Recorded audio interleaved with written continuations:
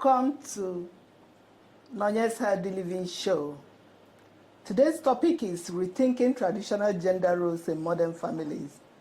And here we have Dr. Priska and Ms. Ifeanyi to discuss this topic. Thank you, Dr. Priska. Thank you, Your Excellency. And yes, Your Excellency has already stated, we are talking about rethinking traditional gender roles in modern families. You know, in the 21st century, the traditional notion of gender roles are gradually evolving. Before now, historically, men were seen as the breadwinners, where women were meant to stay at home, take care of the household, and raise the children. But today, the reverse seems to be the case because what is obtainable in modern families today is no longer what it used to be in the past. So today we are here to talk about the effect of this gender role reversal in our families.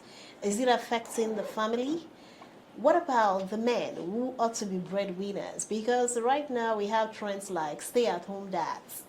Yes, we have paternity leave. All these things are evidence of modernization. But what we are here to talk about today is, do these gender role reversal have any effects on the kids? Do they have any effects on the families? Are they making modern families work? What was being done before and what is different now? That is why we are here today. Okay, and we start with what changed.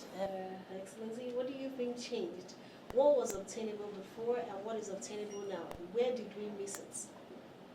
Yes, thank you so much.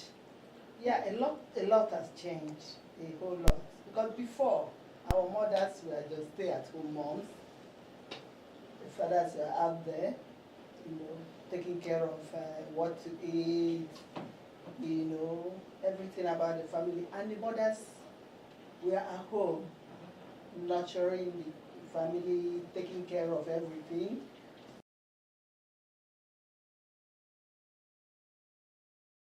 A lot has changed. Mothers are working, fathers are working, but there are still roles, gender roles, and we must know that in a home, mothers are still there to nurture. Fathers are still there to take care of the family. The roles are there.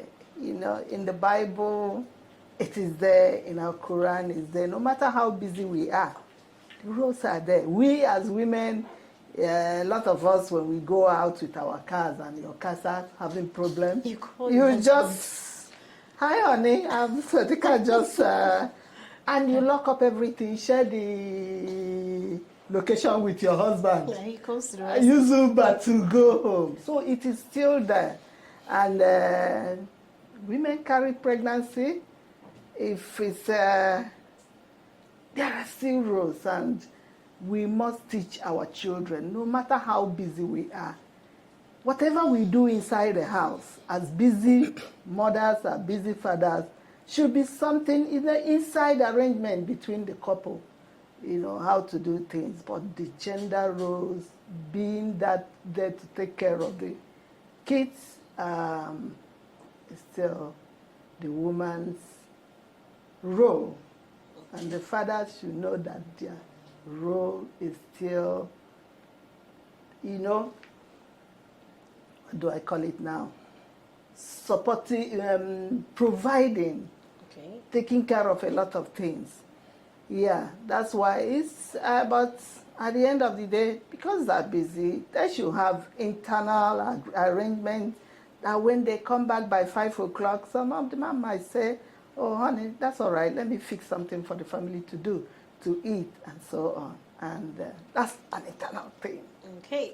All right, so Mr. Ifeanyi, from what our Excellency is saying, that despite the fact that the roles have been changed, the gender roles have changed when it comes to family relationships, that everybody should still have their own role to play.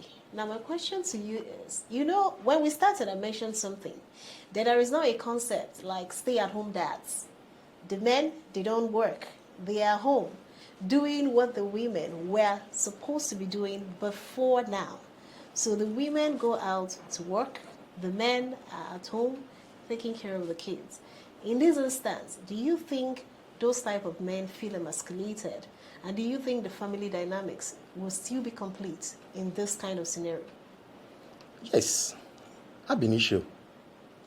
The roles have always been complementary. Aka nni kwa aka ekpe, aka ekpe akwa aka nni. The issue was that at a point, some people feel nke nwanyi, nke nwoke, trying to draw a line or a map, a gap. But in a family, it's an interdependent arrangement. Then circumstances are now called us back to reality, which is a tree can never make a forest. The pidgin proverb we say is because tree near tree. Now make monkey they jump, they throw shagalo. If actually the family from its conception is properly defined, bonded, not the one we used to call Ezunezi Akwango. When a family is properly bonded, properly, set up from the origin, you discover that these roles are actually complementary. In the olden days, if a man goes to farm, when he's coming back, he must come back with something, including firewood.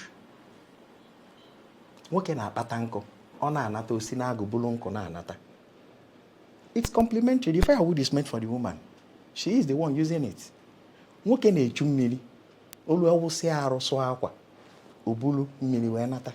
It's complementary.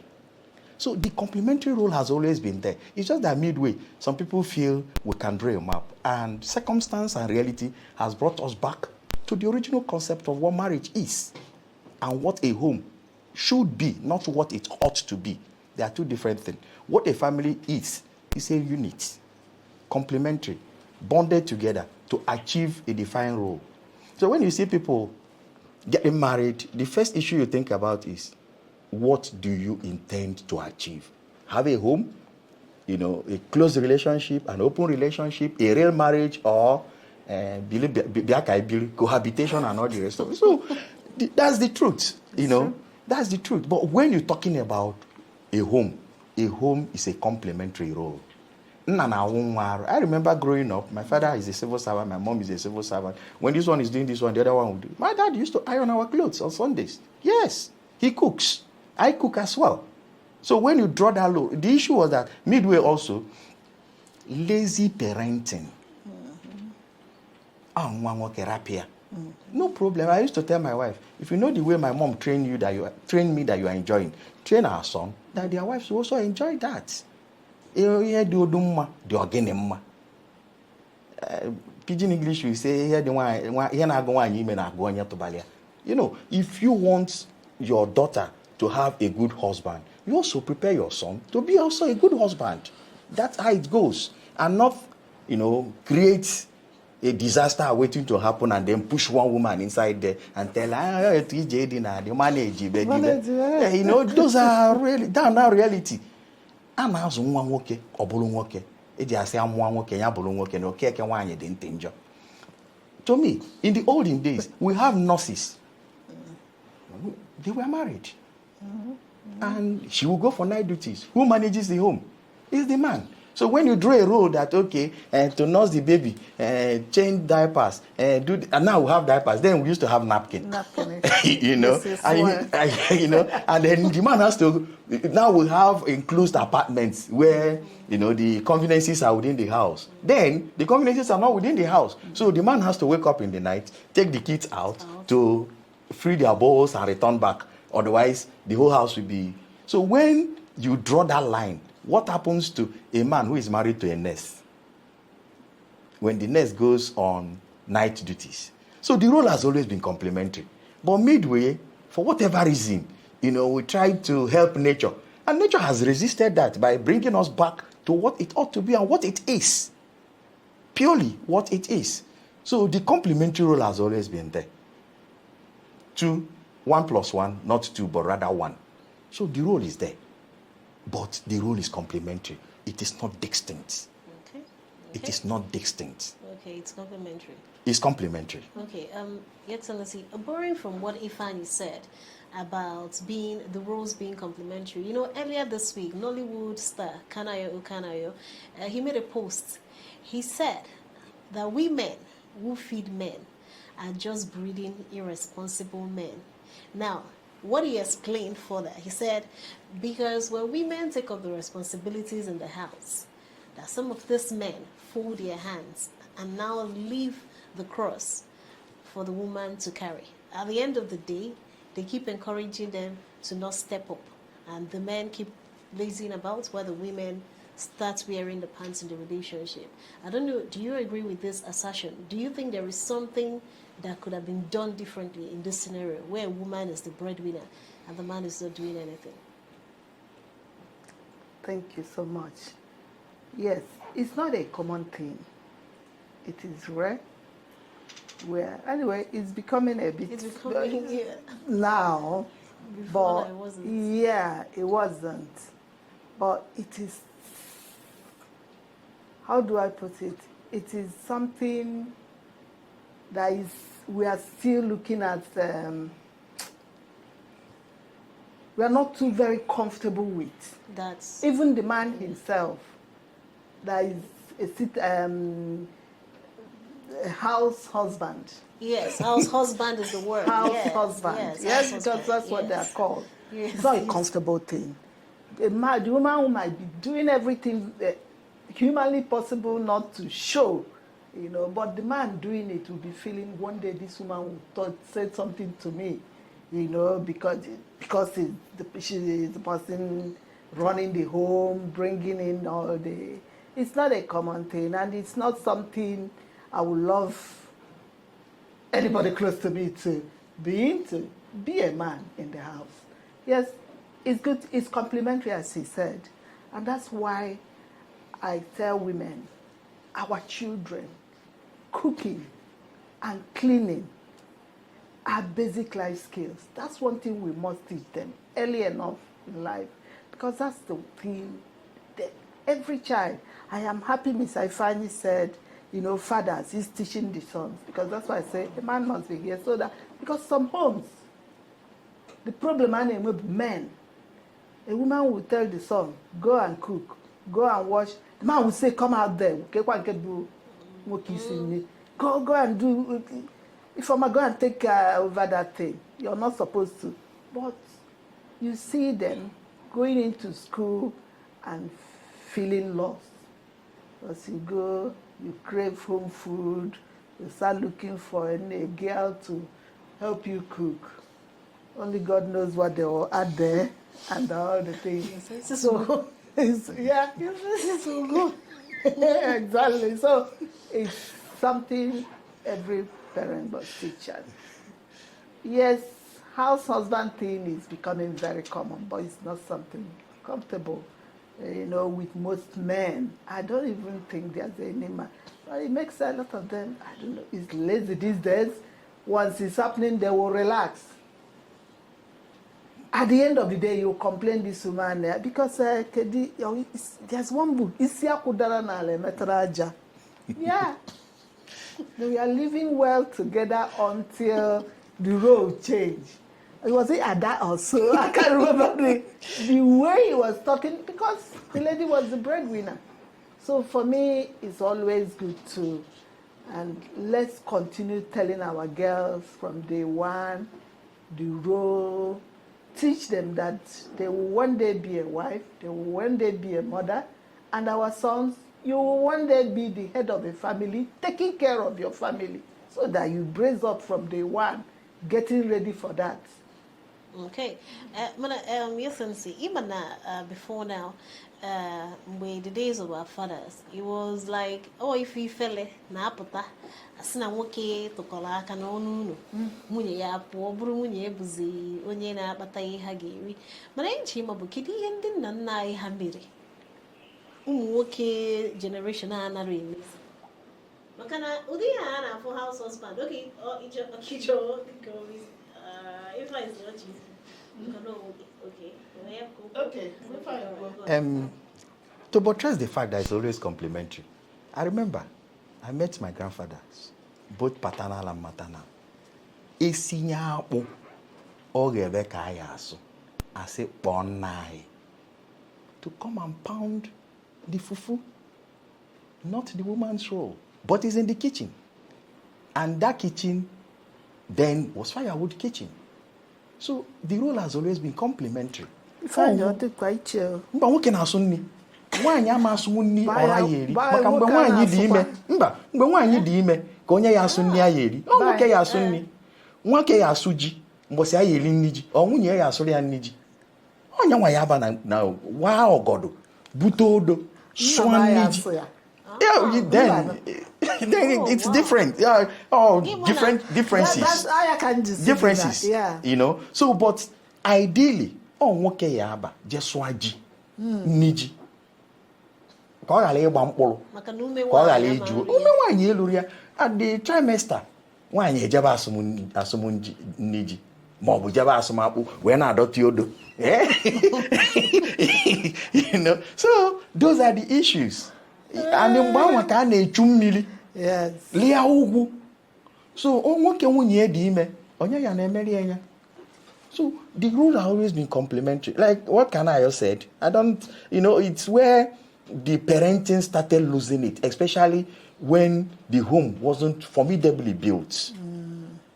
When we started marrying for whatever reason, political reason, ego, status, and all the rest of them. That's where this whole thing started from. Because if actually you love your wife, and you, the wife, love the husband, people may not even hear how you manage your finances. That's it. I remember growing up where a woman was an accountant and the husband was just a clerical staff. If you call the woman for donation in the church, you say, no, go and meet him now. Whatever the man pronounces, she brings out the fund. I grew up to understand that men then used to go and marry more educated women. And yet there were no problems at the home, in the various homes. So changed. Ọzụzụ. Mgbe a na-azụrụ mmadụ azụ, ma ọ bụ nwoke, ma ọ bụ nwaanyị, nsogbu adịgo. It's just a time bomb waiting to explode. Ọzụzụ. Asị gị, ofu onye mụrụ nwa, mana ọra nwe nwa. So we started living this individualistic life. You forgot that no gi nwe anwa ye jebe onye ọzọ je kpọta nwa onye ọzọ.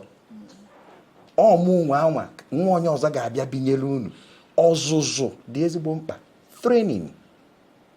Training and training. It's just like you make a farm. This one prunes the farm, takes care of the farm. This farm is unkept. You can never get the same results. The products can never be the same. Then this incessant home, broken homes, all these new ideologies baby mama, papa, those things are the problem. Baby mamas for 1 month. 5 brothers or sisters from different fathers. Is that a home? So what are you going to do in the next man's house? Or when they bring in a wife? These are the issues. Marriage must be defined and properly defined. A marriage ought to be close to relationship and not an open-end relationship. Those are the issues. And then the society, because, we're trying to... In the olden days,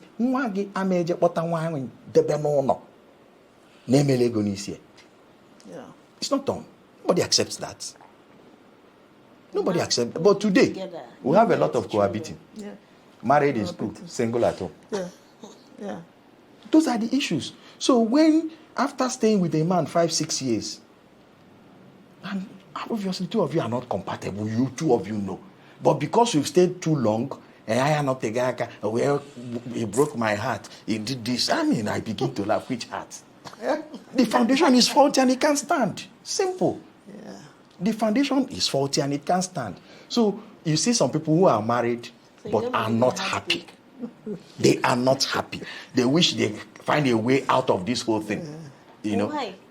Because they got themselves entangled in a web. But our parents always happy? Is it that they didn't have even your time? Is it that you didn't have any issues? Because this generation, because we're asking, do generational differences affect how people view these gender roles in families? Yes. I didn't hear me see fine you could. The main problem anyway, upbringing is a big problem. A lot of mothers say was quite that time to, take care of children. Because I know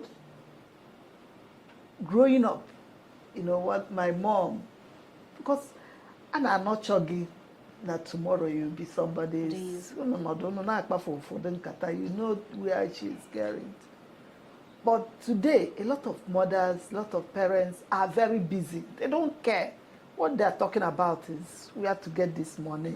A business in Agaga. And, you know, just they don't happen immediately. They imagine on their own. Then, they just in social media. And social media, we don't Facebook could do that. So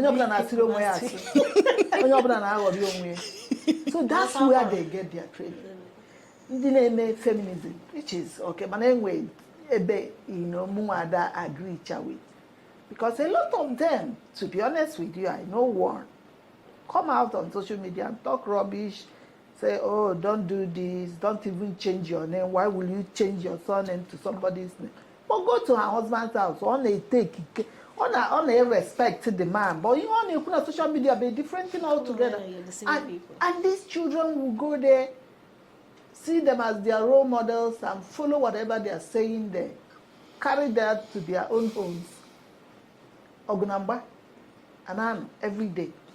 So we, the parents, the mothers in particular, we must go back to the drawing table. We must go back to, you know, start training these children. Let's tell these children, even in hand of social media, 99.9%. All these, they are influencers. They see them as role models. They come out there. They showcase, 10 million naira handbag, 5 million. You know, so it's crazy. So these children, Jili ban at their own home. You have a husband. This man is salary about 120,000 a month. It's all Ibuisi 250,000.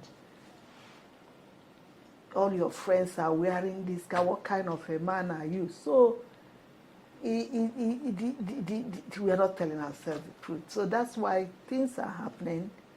But it's, for me, we need to upbringing. It's key.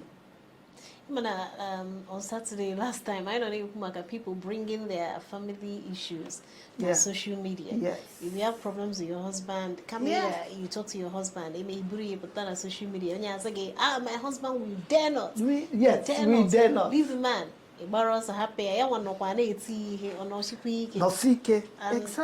All these issues. But can I hear traditional gender roles in modern families? Can you hear that I worked for them? Because I know I said, no, I'm gabedita, it's your pota. It's no encaga, it's your nata. Enough in a Juconia Hosigra man. I will never go back there. He's in car, say no bruta can nigga and naggy. No. If a man for no had together and be too.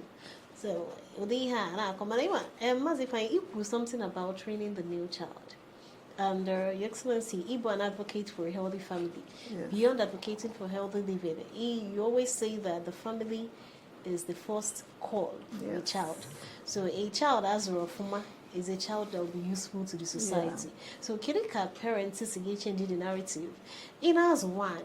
In as woke, Makawa, you put up woke was a put a fokwa, no one as. Yes. Training a child, especially at that tender age, to be honest, because so guy too. That's why Mazi Fanny was saying something. I went to this problem. My mom, Amaron why. Nsiani today, onye next week, but my younger one is my younger brother. Next week, after that week, oh, my dad for the update to against. Oh, that's why I just say that sometimes it's different. So, with my children, the same thing. Training them. I think training her can work more wine. And I'm fear with my friends, and I kept correcting them. They all cook. And the thing is starting early. teaching them how to cook early enough. When I say early, I mean very early. Like, even around 6, 7 in my house. Once I'm in the kitchen, you will come in and make it. Once you start that early, you will enjoy cooking. It's a hobby for everybody. So it is very important that you start early, and when you're training them, then at that tender stage, I suppose the man and cab working cab wine. When you're training them, it helps them a lot. When they're in school, they help themselves. And that's exactly, you were talking about our grandparents, our parents. That's why they succeed. Kitazi is a different ball game altogether. As early as 5 a.m. from the Lagos, my parents, both parents are Pugo, is the house nanny or whoever. They're in charge. So you hear fully well when you come back. And when they come back, they're coming back very tired, super tired. Even the child had, please, I need to sleep. It's been a hectic day. Tomorrow morning, the same thing. You don't know your kids. So baking or sofa. This child depending on nanny or house help all day mama kaha. Only any time on a phone yeah. The child knows the internet, my friends at school. So it is a big problem. Then our parents were time. On a tagana no de bawa. You know. On my assignment ibu. On gubunko ye maurunko he mo. Oh ya kabaro funi email you mark in dinia. Or sigi jema assignment again. Mechisi and image okay. So things from with time for things like that. If you see now, I don't blame everybody in our wapo in the morning, but we must. That's why I said, I always say it when I'm with women, we must create time for these children. Must. No matter how bad things are. Because I used to say again, at the end of the day, I lose all these children will be the unhappiest human beings on this earth. So we must make our time for them. Okay. Iya kabukwa Nonye's Healthy Living Show. I need to make rethinking traditional gender roles in modern families. I gaga kaizu to berike. Aina hachi ayaga kwani.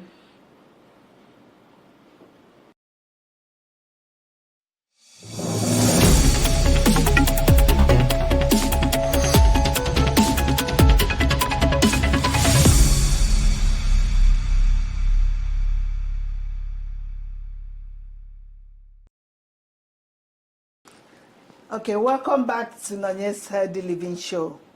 Here I can rethinking traditional gender roles in modern families. Okay. Yes, I'm see when I'm buying a break. Go and comment say SND on social media. Yeah, see, my wife is earning 10 times more than what I'm earning. I'm not going to work. Me, I'll be a stay-at-home dad who no like soft life. When cause and I said that social media is making our girls not to be submissive. You agree with it? When in case such a soft life, okay, yeah, going problem I know kumakia. Because rapu role completely, which I disagree with completely. I disagree completely with it.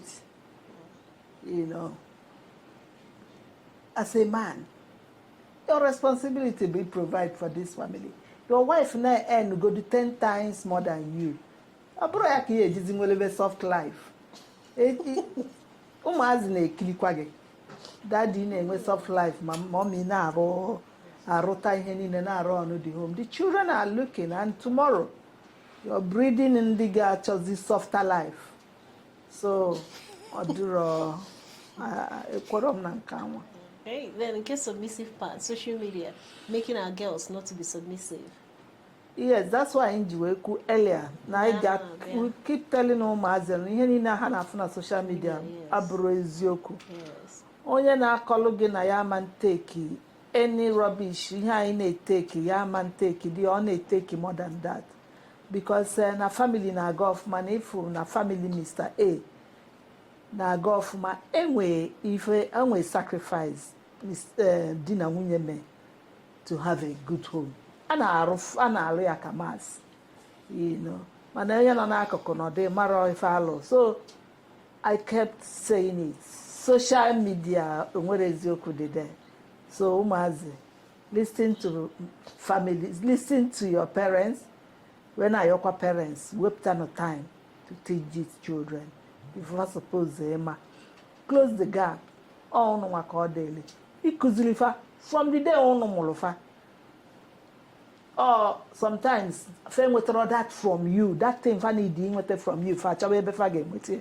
Either na fa jet to friends or na fa jet na social media. Because rubbish niile dị there and be working with it. Okay. Her Excellency raised a very important point. Let's see, work at your soft life, not just soft life. Why work it tokwa? I try a softer life, which brings me to Jigi before. This this gender role reversal, like a child, mom wakaneto na family, ina anyefo na in a family, no your mom, but no your mom breadwinner, your dad, and I know in the house. Or yeah. I'm a Mumaka effect. When they grow up, would they not replicate the same thing that they saw from their upbringing? Obili Igbo na nteje si na onye na-efu efu yekwede ife aka. Onye ọbụla chọrọ ifu efu, o nwere ofu ihe o yekwede aka wee kpalịpụa. So onye na-achọ soft life, ajụjụ mbụ, Okeke nwaanyị ọmakwa na ọ dị ntị njọ. Na okenye na-akara igba egwu a na-eti n'igwe ya ụmụaka chiri konko ma mkpata ịmachapụta teribe egwu. It's funny when people I don't know where they're getting their reasonings from. I don't know. Like it's crazy. I mean, growing up, I say na nne gị sịrị gị ụmụnne enyoriele ya ịpụta nọ na nzikọ ibe anyị ekene m unu ya ibe anyị ekene m nne m si mo. End of the story. So that's what we are seeing. Then you begin to ask yourself, onye omogode ewu na-ata, onye mụrụ, onye ezu. Onye one. Oh, one fine chaka na-ekwu. Then ayakempelia, sorry na me use this word. Oyakabatabu ofu onye yak. I'm not making it laugh. It's a serious issue. I feel very pained. It's very. I know why you are not. We are be just a table. Mbia izelo na nke igi nwa bi izelo na nke. Eji aju ese. If you come to somebody's house, I want to marry your daughter or your son. The family say, okay, give us some time. Let us also even know who you are, where you are coming from. But today, Dad, see my wife. Mom, I brought a husband. I don't have problem. Brought. Stay together. End of story. Sweet. Enjoy. Hard. Crack it. Simple. Because, when the foundation is faulty, this... Yes. We got it wrong. I've said it that people marry for various reasons. Some marry for political reasons. No, a big politician, a political position, all those on permutation. Forgetting that marriage is 1 + 1 equivalent to 1, not 11, neither will it be 2. It's 1. Agbanwa ị na-achị izete, agbọ dị mma ka agbọ na-adaba. Ka akwụlelele dị ikwe mkpọmkpọ. Mma na abọ dị bụ ike ri ọnwụ. Nke nwere isi adịrọ nkọ, nke dị nkọ enwere isi. These are the problems. Ọzụzụ.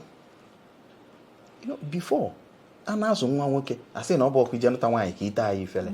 A na-azụ nwa nwaanyị, a na-azụ ya na-ama onye ọzọ. Ọ bụrụ ịpụ echi niile ka a sị ọ dị ezu. Eji aga nwa nwaanyị na-ejebe di nna ya adọdo aka na ntị. Inwezikwa ụlọ ebe, ilukwa be di bilu, gị na di bilu. Ezu nwa nwaanyị ọfụma ojebe be di, nke nwoke lelele gị na ya dọ ngwa unu na-abụ eruru kwa ụbọchị na-apịa ọkpọ na-ekiri ife n'anya. Also does the thing. And that's why you see, the simple truth is this: what you put in is what you receive. When a man and his wife fails to train their children, the same way the children will abandon them when they are old. Because if somebody receives love, care, training from the parents, you will always remember, if not for anything. Situations will make you refer to ife mam gwalum, ife mpam gwalum, that love will keep renewing. So when you see some parents that are abandoned, well, I'm not saying all, but you also know something is wrong from the upbringing. There's no way you have received a proper training from your parents, you will abandon them. Ofialaro. Ụfọdụ ụmụ nwaanyị asị gị nwa ṅụrụ ala m anyị eme nzuzu. Onye nwa ṅụrụ ala nne. These are Igbo philosophies and adage. Ị ṅụkwala ala nne gị, azụkwala gị azụ. Ọ dee mụ.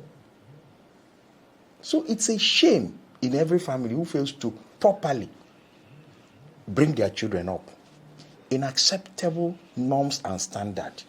But today, it's a thing of joy. Well, kwa sị na obodo adịrị mma bụ uru ndị nze. Mana ọkwa ndị nze ka ara ala obodo n'ide anya. N'ife kpọrọ eze iru ara ana. Mana ya ka eze ji edi ọgọlị. So the Igbo society has always created this balance. The balance has always been there. Asị gị na ịbụrụ ikenye na ịma na-erizi gagharị tupu irie jụọ ese maka na aba anụ afa irie umejue. But these days you see, ọcha bute, ọchalo si bute. And that's affected the fabrics of the society. Then when we have removed shame, ifele, nna m sị na onye ọrụ ekele eke na-atụrụ ụjọ na o jide ụgwọ n'ọya akwụ. Ọkwa pụta n'obodo ebe elu ebe onye ebe elu ebe onye ebe ibe ahụ rapụ nke ịgabala onwe gị n'aka ọnụnụ. Onye ọrụ ekele eke na-atụrụ ụjọ o jide ụgwọ ọya akwụ. When we sell shame in the market for whatever reason, that's what befalls of the society. Mana ikuzielu mmadụ na-enwere ifere. Asị na nwa onye maọbụ nne onye na-agba aja egwu ifere ene mmemme ya. We represent the home we come out from. That's the first. You are the ambassador of your home. Before even talk about, as you know, ofu onye ka eji ama obodo. So when you represent your home, you invariably representing your town. Eji aga sị gị, though I don't 100% subscribe to it, onye ebe ka ibe and ka ndị bunu si eme. Onye ebe, you know, yeah, to a very reasonable extent, you discover that agbụrụ ndị na aja ndị ka eji akpụ ndị. But then, those things, most times, may be true, sometimes may not be true. So in the course of even nature abhors vacuum, and nature creates a better species of itself. Yaki yeji for mango, as an example. Okpo ifulu, oburu ifulu ni na ya mi mkpụrụ. Obia mia, oburu fanchani ne ya nọrọ n'isi. You can at the end oburu so mkpụrụ mango na abụ. Mbosi nature bịa neni ya akwụkwọ nke niile ezuru ezu ọtụpụ ya. Oburu sofu mango, oburu mango, man come. But it's only unfortunate that in breeding we allow no,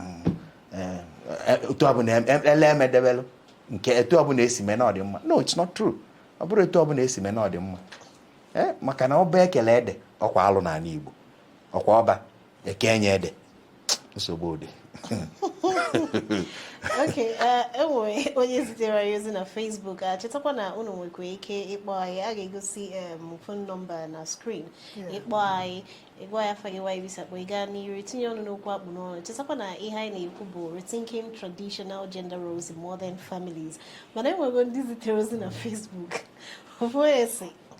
Also, this our first lady gets sense die. See how she don't counter me. Nice one, Your Excellency. But this is what the Excellency says, that some of the things they do in social media are not true. It's very clear this guy just tried himself out, you know. He just tried himself. Out to lock. With a clout or whatever. But it's true. So you're telling me that me that married my wife will now be second option in my house? They play. Oh. Of course, your soft life. Softer life, Abia. So, okay. I'm saying now you're total okwa. Exactly.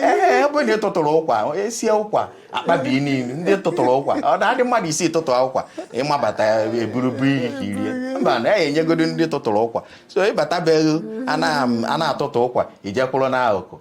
One was saying, why you know, already. And I'm not go tell you, Kai, go win your god. Yen ego. Chivon. You see long money for it. Okay. Okay. Excellency, yeah, another thing nchekwa ka anyị neba anya na anyị ekwugo na ihe niile a na-eme mana kekwa maka ụmụ nwoke dị comfortable ndị ọ na-ekwu ego shame ha n'afịa kedu onwero ihe nwere ike ime ụdị ndị ahụ onwero ndị nwere ike ịgbanwe ha okwu ndị ha na-anụ okwu ha mebi maka ndị nwunye ha nwere ike ekwugidere otu awụlezi enwere ihe nwere ike ime so they will come back because na ihe ọbụla ị na-eme nwa ị mụrụ na-ene ya anya ọkwa ndị Igbo si na nne ewu na-ata agbara nwata n'anya.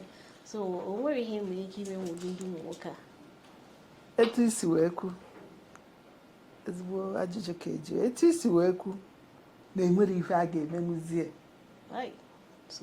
the things bụ gị nwa bụ nwaanyị iwee options gị ụmụazị dị involved ifugo na ịma nchenji nwe onye a and na isi ka ị rapụ ka ọ bụla everyday ka ị na-akọ ọnụ ị na-akpọ iyi niile dị n'ụwa ndị nwoke pụta nke nwa ifu na problem to you and to the children ọ ga-affect the children.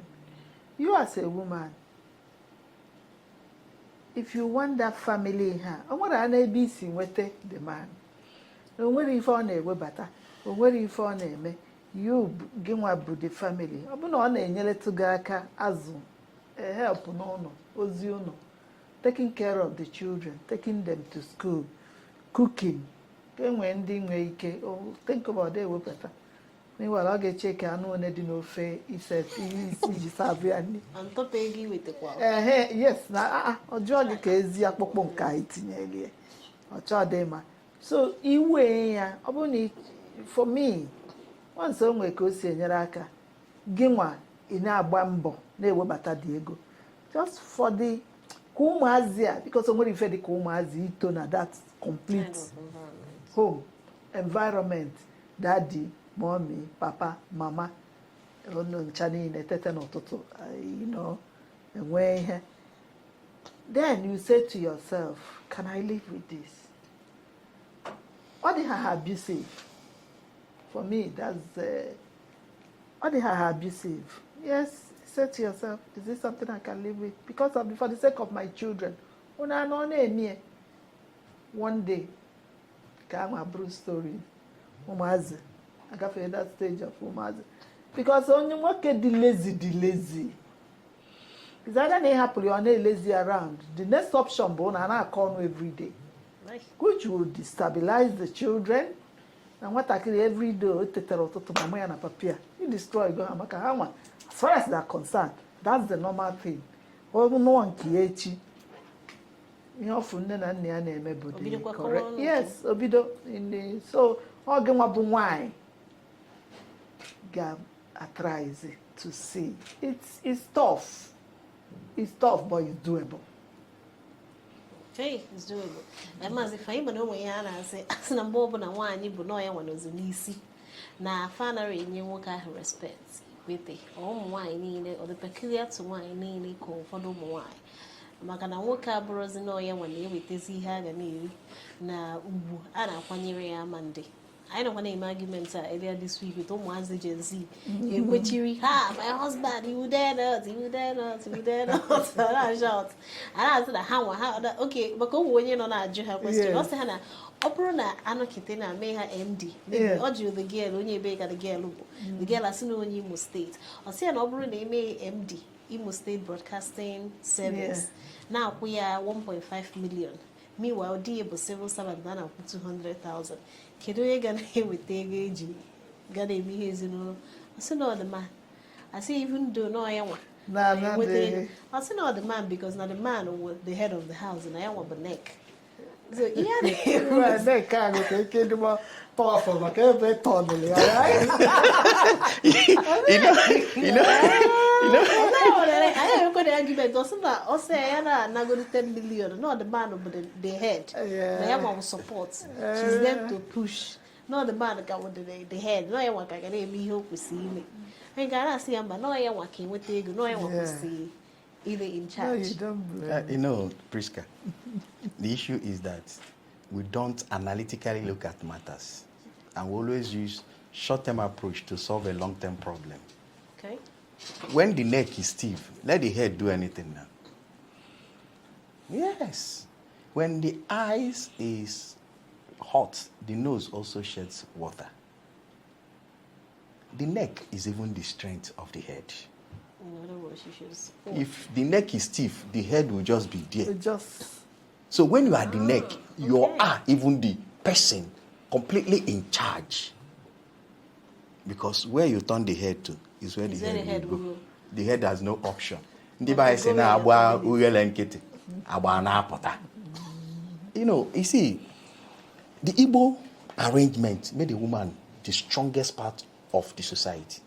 Ụmụada na-abata igwe kwụsị okwu ụmụada Europia. Nwoke nwere nwoke zuru ime ya. Na igwe etiri iwu n'obodo. Bido echi na ka ọ ya dị. Ụmụada ya bịa Europia. Ụmụ nwoke niile ya agba ọsọ. Na nwoke bụ odogwu mbọsị a ga-enye bụ nwaada ya ewe ọnọkọ ọkụ by 6 in the evening. Oke efe, ngwele efe. Ọkwa nwaanyị onye isi ụmụada. So ịma na ịbụ odogwu mbọsị a ga-enye ụmụada nọ na ya. So until we all begin to understand that there is this interdependence, aka nekwa aka ekpe, ofu aka lụta mma n'ozu ọrụ ọnụ. Now we'll come back to the home. Nwoke na-enwere aka ọrụ na-eso nwunye ya eje mbụta ede. Nwa ya ji wee sị ada dị bụtakwa sọ ndị nwụrụ anwụ.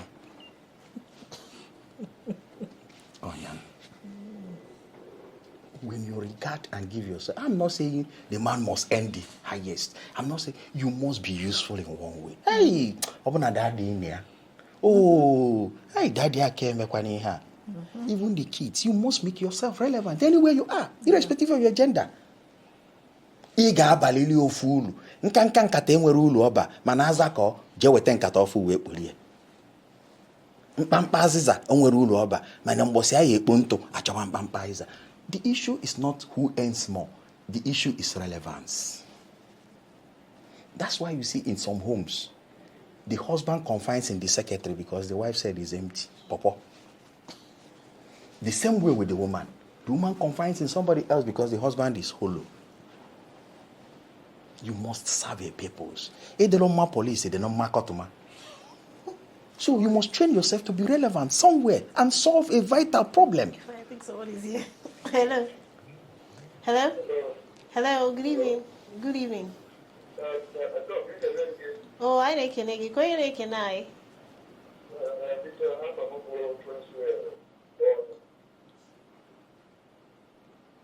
Hello, Prince Will. Ghana, Prince Will.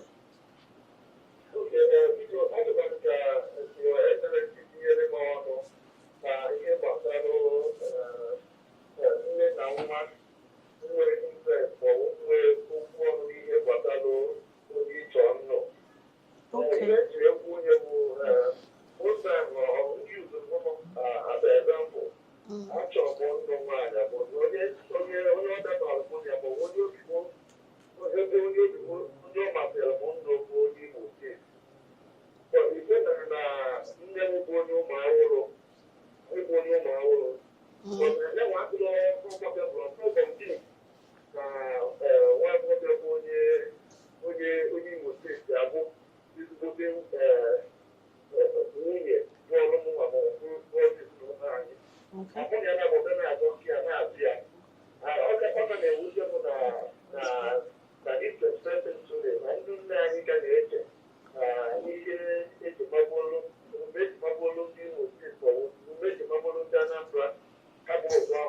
Okay.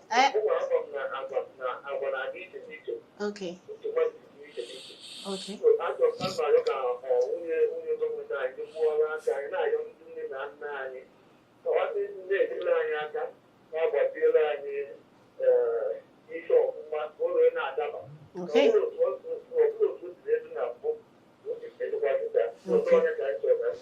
Okay. Okay, Dan. Excellency, n'ihu.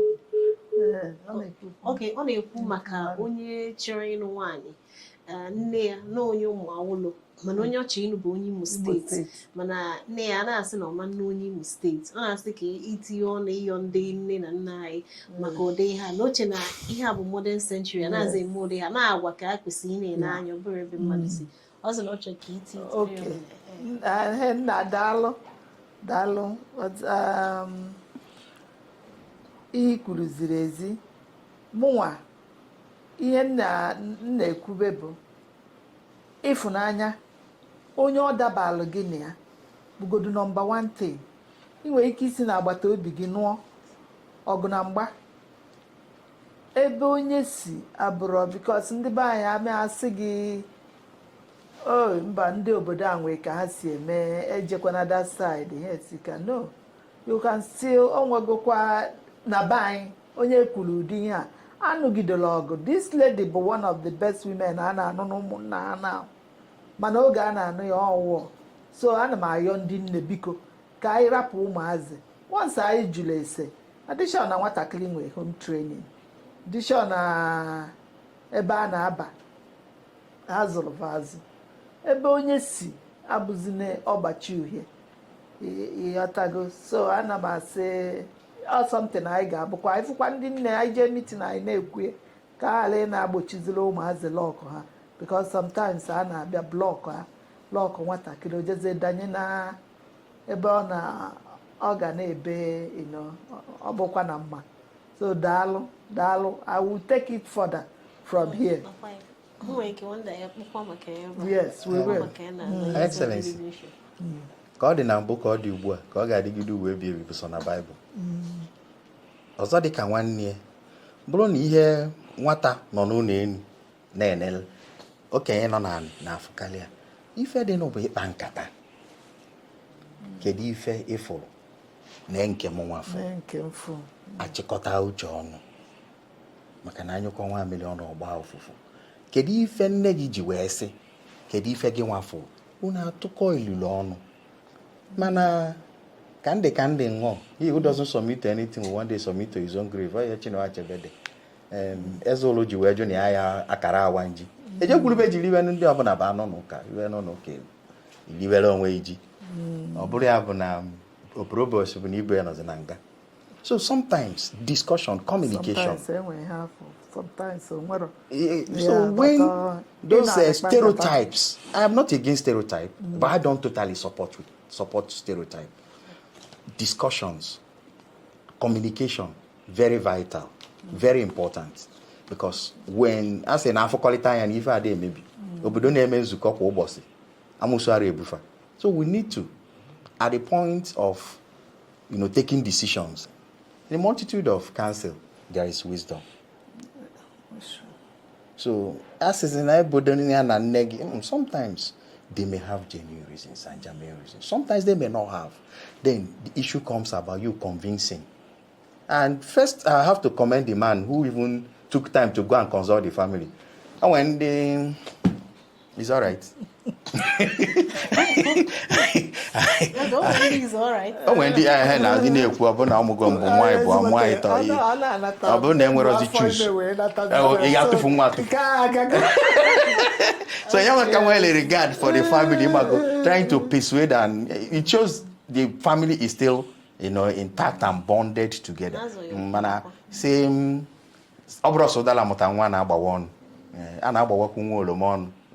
So parents, let there be these healthy discussions. Okay. When I discuss, but before the call came in, Mazi Fanyi was talking about Magu, the gender. Okay. Magu, the man, the woman anymore. Okay, yes. The man, yes. Obokwata kobido. Is there? Man Igbo dị egwu inu na nna anyị ha sị na ka kafasi atụ data inu anụ gwụ na ngịga nwaanyị azawa oku ike. So ozie bịa papa nna ike na-akpọzina m